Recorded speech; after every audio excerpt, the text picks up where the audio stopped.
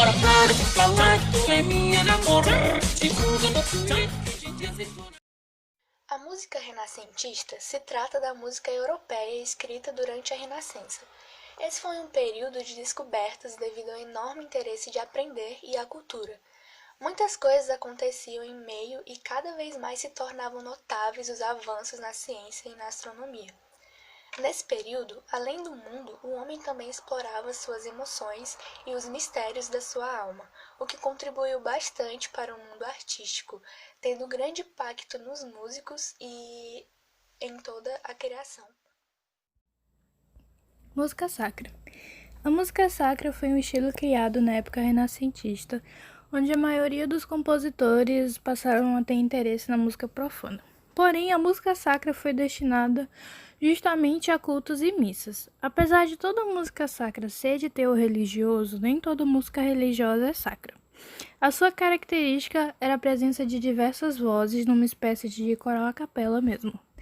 Os principais modos dela eram missa e moteto, que eram planejados para no mínimo 4 vozes e todas cantavam a mesma melodia. A gente pode chamar isso de imitação, onde uma voz começava com uma nota ou uma melodia e em seguida já entrava outra voz imitando a anterior, e assim dava continuidade na música naquele ciclo. Esse conceito foi se desconstruindo mais para frente, quando os compositores passaram a introduzir a harmonia nas músicas e a ser menos rígidos em relação a esse conceito. Também temos os instrumentos de percussão, que incluíam o tamboril, tambor, tímpano, caixa clara, triângulo e símbolo. Muitos instrumentos, como flautas, violas e charamelas, eram produzidos em família. O mesmo instrumento era fabricado em diferentes tamanhos, de modo a haver, dentro de cada família, uma variedade de registros. Na Inglaterra, uma família de violas ou de flautas era conhecida como chest, palavra em português que significa estante, pois era esse o lugar onde se costumava guardar tais instrumentos. Um grupo de instrumentos tocando em conjunto era designado por consort, palavra que significa concerto.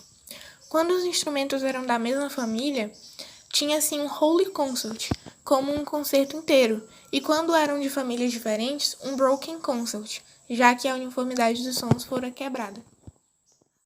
Corais alemãs, a música vocal profana. Ligados ao repertório dos hinos luteranos, os compositores utilizavam a melodia coral de diversas formas. Uso isolado do tema, harmonizada ou contrapontístico, tema com variação. Muitas vezes chamada de partida coral, o tema do coral servia para uma série de variações.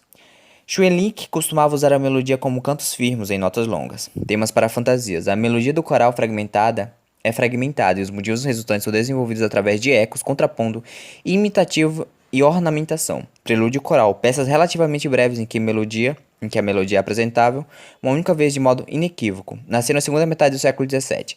Esse gênero deve ter surgido dentro da liturgia, quando o organista apresentava o tema e depois ornamentava e acompanhava o ad libitum. O prelúdio coral é uma variação única sobre um coral. Encadeamento de foguetas. A música alemã para órgão. Alemanha, período áureo, no final do século XVII. Tradição inaugurada por Schwelinck e Scheider.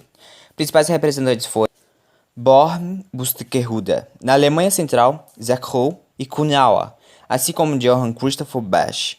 Porém, um dos mais notáveis foi Johann Pachelbel. Grande parte da música escrita dentro das igrejas protestantes alemãs servia de prelúdio para uma ação como a leitura da Bíblia, o canto dos hinos e etc.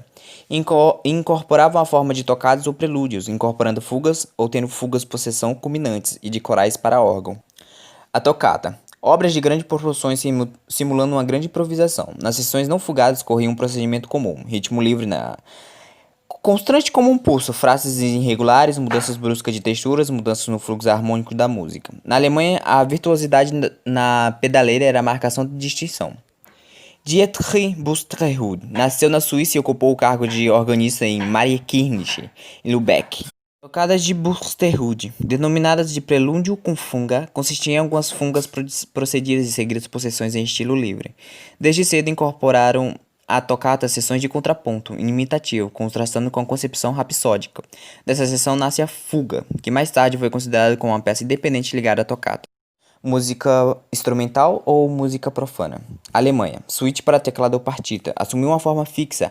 Allemande, Chorhand, Sarabanda e Giga.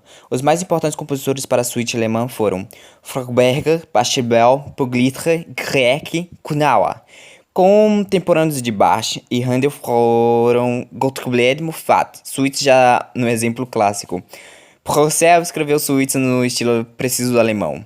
As orquestras, suíte orquestral. Discípulos alemães de Lully introduziram a música orquestral francesa na Alemanha. Assim desenvolveu-se uma forma musical nova, a suíte orquestral, conhecida como ouverture.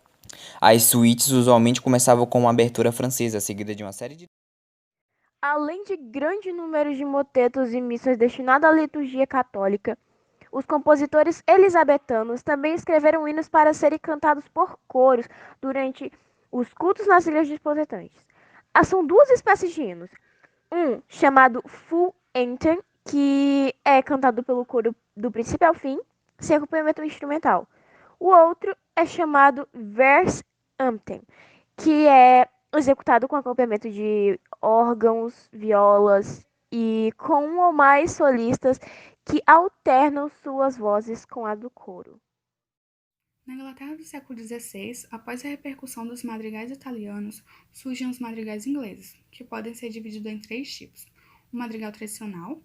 Esse é um estilo de madrigal que se caracteriza por não ter refrão e é cantado entrelaçando vozes melódicas, vozes essas que podem alterar a sua maneira, o seu tom, para se adequar ao significado da palavra que está sendo cantada, ao significado que aquela palavra tem. Em balé, que se caracteriza pelo uso da expressão fala lá ao final dos versos, e é um madrigal que ao seu ouvido remete a uma sensação de dinamismo, uma vontade de se movimentar, levando a outra característica. O balé ele pode ser cantado e dançado. E em air, que se caracteriza por ser feito com todas as partes executadas por vozes, com ou sem instrumentos, ou ainda pode ser feito com um solo vocal, que pode ser acompanhado por um alaude ou com um outro instrumento. Na música instrumental, até o começo do século XVI, os instrumentos eram muito menos importantes do que as vozes. Utilizavam apenas peças de danças e, naturalmente, com o acompanhamento do canto, onde toca a mesma música ou talvez, na ausência de certos cantores, assumia a parte correspondente a esses. Contudo, durante o século XVI, os compositores passaram a ter cada vez mais interesse em escrever músicas para instrumentos.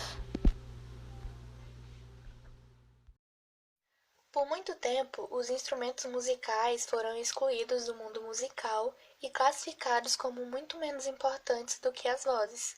Mas a partir do século XVI, os compositores passaram a ter um interesse maior em escrever músicas para instrumentos. Os instrumentos se dividiam em 2 grupos, os instrumentos bass, que significa baixo ou suave, que eram recomendados para a música doméstica, e os all, que significa alto, para igrejas, grandes salões ou a céu aberto. Os tipos de instrumentos renascentistas eram alaúde, violas, cromorne, servelato, sacabucha, trompete. Também temos os instrumentos de percussão, que incluíam tamboril, tambor, tímpano, caixa clara, triângulo e símbolo. Muitos instrumentos, como flautas, violas e charamelas, eram produzidos em família. O mesmo instrumento era fabricado em diferentes tamanhos, de modo a haver, dentro de cada família, uma variedade de registros. Na Inglaterra, uma família de violas ou de flautas era conhecida como chest, que em português significa estante, pois era esse o lugar onde se costumava guardar tais instrumentos. Um grupo de instrumentos tocado em conjunto era designado por consort, palavra de significado semelhante a concerto. Quando os instrumentos eram da mesma família, tinha-se um whole consort, como um concerto inteiro. E quando eram de famílias diferentes, um broken consort, já que a uniformidade desses sons fora quebrada. A música elisabetana é marcada principalmente pelo uso do virginal.